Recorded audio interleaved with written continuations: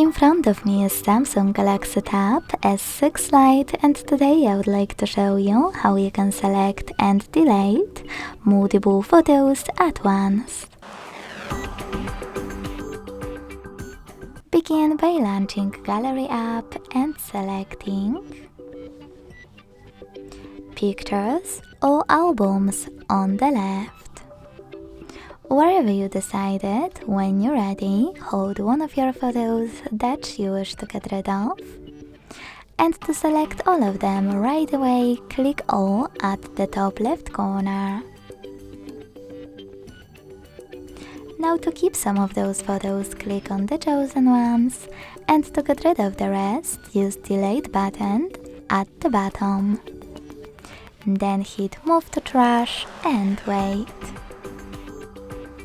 As you can see, after that, all of my selected files were successfully deleted. Thanks so much for watching. If you enjoyed this video, leave a like, comment and subscribe. Bye!